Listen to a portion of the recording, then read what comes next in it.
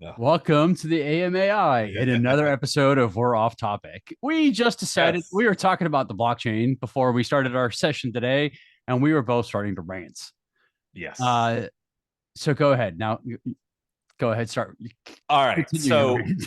this is going to come off to a lot of people as probably tone deaf and or ignorant. But I've been in technology for a long time and I know how technology works. And we were talking about blockchain and the relative Value, uh, what's that? value. Value, I guess, if you want to use that word, of the blockchain. And my what I was just ranting about was the fact that I actually don't see a lot of value in the blockchain. I think it's intellectually probably interesting. Like people love to get off on immutability and all that kind of shit. But the thing is that when I hear everybody talk about why the blockchain is so good is because of the security. No one can mess with your data. No one can munge your data. They can't log into your database and hack it and change things, and everything is protected and safe. But how often is that happening? Like this sounds like it's solving a problem that it almost never exists. Cool. So let me go ahead and say that I generally agree. I think it's important, and that's the reason why we started filming. Is I generally agree. I think the blockchain is an incredibly slow and expensive database. Yep. Now, the question is there a time and a place for an incredibly slow and expensive database? And it actually harkens back to the original paper, which the blockchain is based on, which is called triple book accounting. Mm-hmm. And the idea is that you have, double book accounting really changed the world. Mm-hmm. And triple book accounting was the idea of taking that and exposing it to everyone else so it could be audited at all times and couldn't be changed. Sure. And so the question becomes, when do you need your database? This is how I think about it. A lot of people try to put a blockchain for everything, but that's stupid. When do you need your database to be verifiable and auditable by third parties for all transactions And immutable. and immutable? Because by the way, it can already a traditional database can already be audited, can already all of that can be done with a traditional database. There's not, it's only the fact that it's immutable that matters. Sure, immutability is critically important to the conversation. So I should have said that.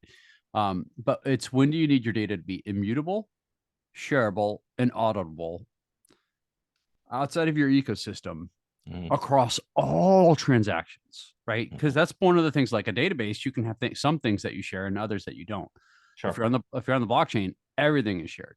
Yep. And so I actually think there is a time and a place, and it does deal with things like potentially inventory logistics for medicine and for food. So like uh this carton of oranges was picked on this date at this location. Why can't you do that with a Postgres database? You absolutely can. But the reason why people like the blockchain is there's inherent proof of the immutability, where the it's not people don't trust a database to be immutable. Of course, because they're not by design. They're, right. And so I think that's the reason why. Right. So It's basically, what you're saying is sponsored by tinfoil is basically the blockchain. I'm I'm saying that sorry, it just sounds like it basically sounds like a tinfoil hat fucking technology. And listen, I have built blockchain apps. I'm not saying like, oh, you don't know what the blockchain is. You don't even know how it works. You don't know why it's valuable. I do. I have built things on the blockchain. It's slow, it's hard to use, and it solves problems that almost never come up. Very weird. I think for currency, it does make sense. For currency, I think it does make a lot of sense. And so actually, let's talk about a time when I think blockchain probably does make sense. So I can give a little credit so that all the fucking haters won't just keep dropping things into the comments. yes, by the way, that is Justin Davis talking. Justin Davis. That's right. That's right. You can at me. I do think that it does make sense when when you need a database or a persistence layer or a store or something to keep track of somebody where there is no central owner of it. Currency is a great example of this. There shouldn't be a central owner of the currency who controls like like tracking all the transactions and distributing it and all of that kind of thing. That shouldn't be how it works, right? Currency should be distributed by nature in and of itself. In those examples, I think it does make sense. I don't. I actually think currency is the worst example for blockchain. Interesting. So, Okay. and you know what pisses me off is originally people were worried that people would use cryptocurrency Mhm. as a mechanism of avoiding the law. Mhm. Guys, the second your account is found, every transaction you've ever done becomes visible because it's on the Right. blockchain. It's all public layer. It's all public layer. Yeah, right. There's no hiding your transactions. Oh, no. And I actually believe that a feature of currency, of actual currency, Mhm. is its secrecy. Now that is an interesting statement. A feature of currency is its secrecy. Gold, if you are using gold coins and you just gave somebody gold and they had gold, it's a bad example because, yes, like I'm sure there's paper records, but conceptually, trading things of value and not having a paper record or a permanent, infallible, immutable record is a potentially very damaging thing. I think that you are. So this is interesting, right? Because this gets very philosophical, right? Which is because really what we're talking. This is a philosophy conversation to some degree. Because I think what you're saying is interesting. Because the question would be like, why is secrecy valuable? And I think actually, I'll just ask you the question instead of presuming what you're thinking. Let me ask you the question: why is that a feature, not a bug? Excellent. So I think it was Sergey Brin who said that at some point in the near future, teenagers will essentially be forced to change their name at a certain age so they can wipe away their past history because of the stupid things people do. Interesting. And the way that we are currently tracking society is going to haunt them forever. Yep. Essentially, what he's saying Already is seeing it. everybody makes mistakes, right? Is what he's Yep. saying. Is everybody makes mistakes. And if there's a permanent record of everything you do, which by the way, Google's like the ultimate way for you to find that. So it's awesome that Sergey Brin said this. But like if always a way for you to find every mistake you've ever made, you never have the chance to go through those transformative growth periods and actually learn from them. And there are things that you probably do when you're stupid. And what I mean, like let's say you're, by the way, I was a goody two shoes. This is not me, but So was I. but let's say that like you're 18 and you buy drugs at school and you buy it with cryptocurrency. And now 30 years later, you're associated with that account. And it becomes impossible. Someone just does a quick lookup that says, have they ever bought anything drug paraphernalia or drug related as part of a job screening situation? And it prevents you from getting a job. Am I endorsing crime? No. But I am endorsing the idea that people change and their philosophies change, their thinking changes, their actions change over time. It's a reality. Nobody is perfect when they're 16. We're all snot-nosed brats. And do you want to be beholden for everything you do when you're 16? I think it's really interesting, right? So yes, I think secrecy is a feature of currency.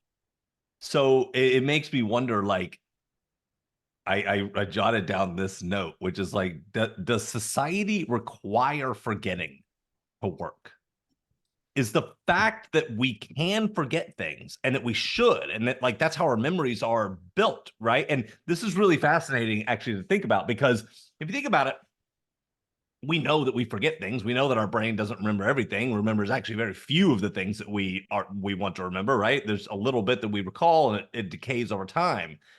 You might even argue that because of that reality, because of the reality that we know that, we understand that about ourselves as a human species, that we have built societies over the past millions of years or whatever, somewhat based on that assumption that that will happen. We've built all kinds of systems to help us with that. We've built cultural systems that rely on that as being kind of a guarantee that that will happen, right? There's a lot of things that we have probably built and implicitly created in terms of social rules that sort of rely on the fact that we will forget most of the things. So what happens in a world where there is no forgetting? By the way, this is relevant to AI because AI also never forgets. Imagine a time when you can go back and you can say, what was I wearing when I on my 15th day of school when I was 16? And it knows exactly the entire day, right? Because you can't forget that. What does that mean for past trauma? What does that mean for all kinds of things that we rely on the decay? I I will go so far as to say that today there are laws such as um, if a child makes a mistake and it's bad enough to actually go to court and they're of a certain age, that stuff gets expunged once they reach another age, right? Uh-huh. And forgetfulness is a factor, like having it wiped off the record. That's actually like a great idea. That is a non-mutable, that is a mutable, not a non-immutable. That is a mutable record of your mistakes, Mm, right? Your record is actually mutable.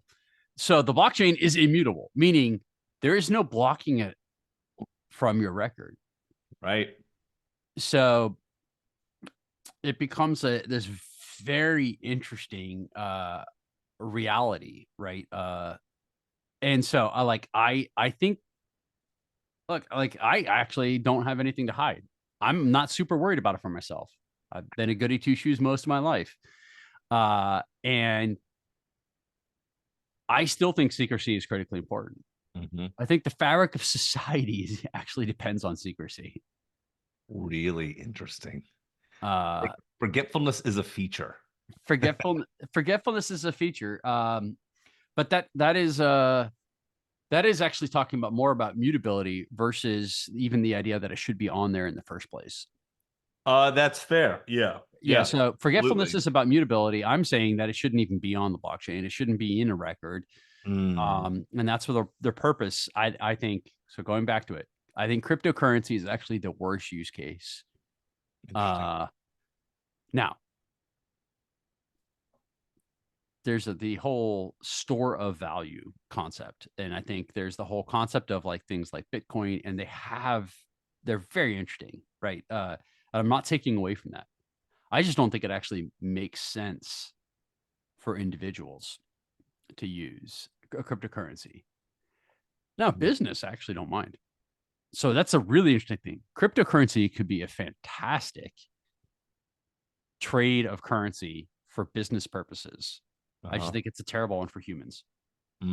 Interesting. So in that way, what you're talking about there, what's interesting is that you almost start to see cryptocurrencies not as a first class currency, right? Because a first class currency has to be used kind of across the entire society to work, right? But what we're really talking about is almost a currency, a type of rail that you can put normal currency on in a business context to enable it to give it superpowers, right? These are kind of actually some of the things that I think are interesting about the blockchain.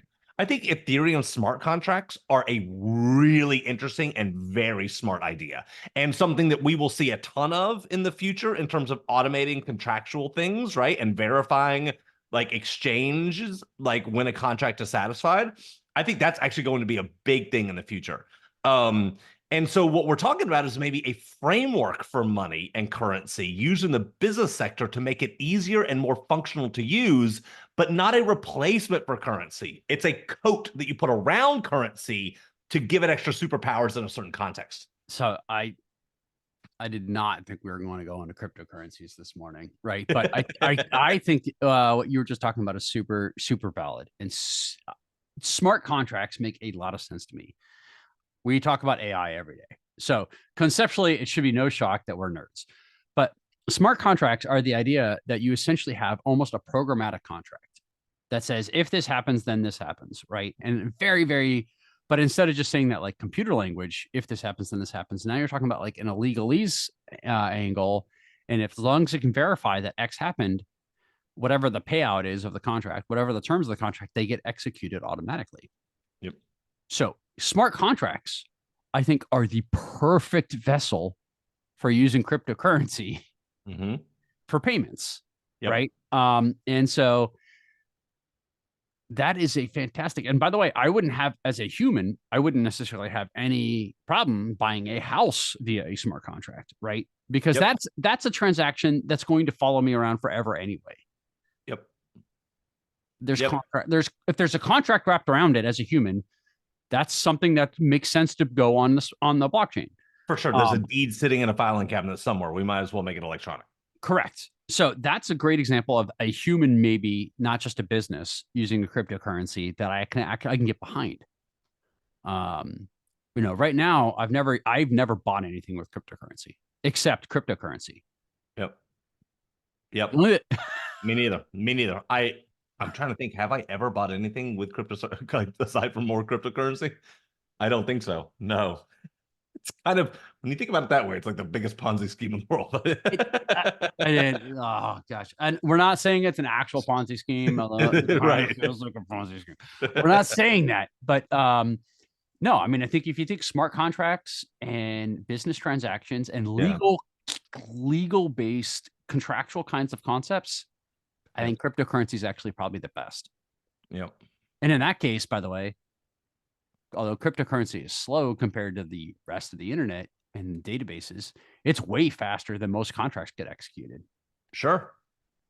For sure. I mean, imagine this scenario, right? In the world, let's go deep into like an actual scenario where smart contracts could really make a lot of sense, right? So for those of you who are listening and not really familiar with kind of like where the value is in a smart contract, I want to give you a great example and a very practical example that I promise you is already getting worked on and will change home purchasing in the next 5 to 10 years, probably 5. When I bought this house and I was going to, like, I sold my other house on a Friday. I needed to close on this house so I could get into it, so I had a place to sleep so that I wasn't homeless for like the weekend. Well, the problem is that in the mortgage world and the banking world, money doesn't move on the weekends. It sleeps like the rest of us, which is, by the way, really dumb because money doesn't have to sleep. Money is just numbers in a ledger, and they should be moving all the time, 24/7, all the time. There shouldn't be like gated times when money needs to fucking rest its head, right? That's like not a thing. So the problem is that you end up with all of these really inconvenient scenarios where I had to like argue and fight with my closing company to close on a Saturday morning and let us in the house a night early before we closed so that we could like manage that. Well, the thing is with a smart contract, here's how that looks. With a smart contract, I don't have to worry about any of that. All I have to do is transfer the money from my bank, the deposit, whatever I had to do, sign the contract via my computer. A smart contract executes and says, we verified that the money is here. We verified that you said everything. And then guess what? A lock on the house, an electronic lock on the door opens and says, great, it's your house now. Here you go. And I walk in, I never go to a closing. I never have to deal with all of that. I don't have to sit with a million stacks of paperwork. I don't have to like fight with people to do this on a Saturday. It can happen at 3 o'clock in the morning on a Sunday. That's the kind of stuff that smart contracts will unlock. Yeah. So conceptually, he's right. Practically, And the reason for that is there has to be protections built in for the average consumer in the US.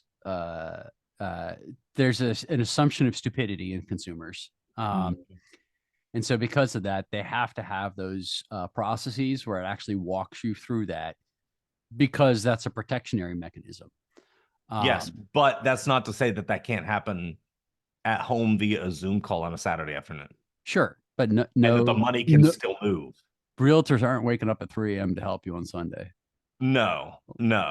I'm just telling you the reality of that one. Yeah. Well, at least in our price range, if you go buy $100 million home, they'll wake up anytime you ask. Yeah. I sent Justin while we were talking about this, just so you don't think that this is us, just random people talking about it. Like IBM has a huge section of their website about smart contracts, and they mention speed, efficiency, and accuracy. Yep. Then they have a whole block on that. Then blockchain. Then they have something on trust and transparency, and then security, like Yep. but also savings, right? Because you could essentially use the blockchain and a crypto and a smart contract as like almost an escrow, right? So you can have the money associated with the contract pre-set up into the contract, Yep. so that both parties, hey, party A it isn't going to execute, they get the money back. Party B never has to worry about it. So it's like it's a really interesting thing. And you know what? I think we spent enough time on blockchain.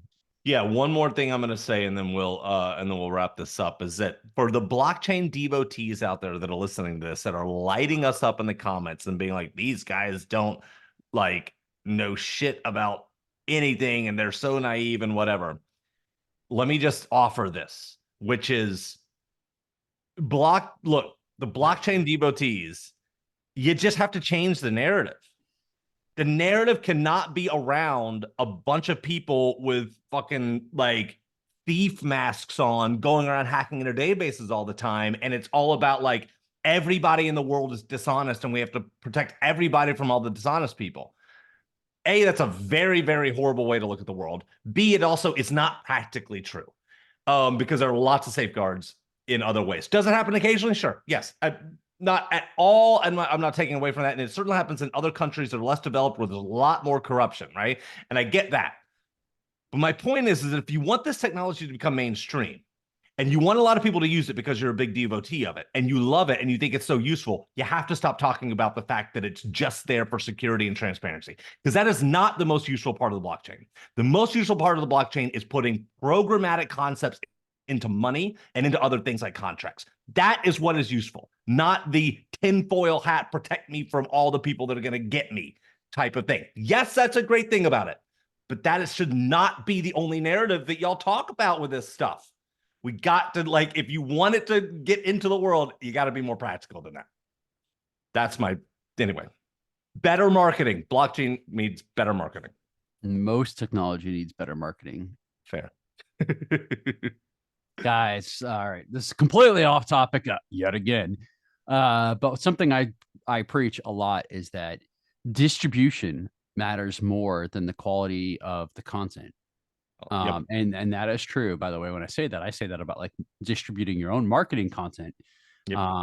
I told Justin, like, if we were not doing this for fun and just to get better at talking, we would be spending hours distributing our videos every day instead of 15 seconds, right?